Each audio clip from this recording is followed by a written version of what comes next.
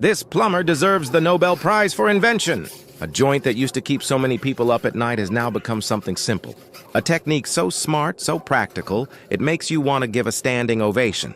He turned what was once a headache into a quick and efficient solution. After this, you'll never look at a joint the same way again.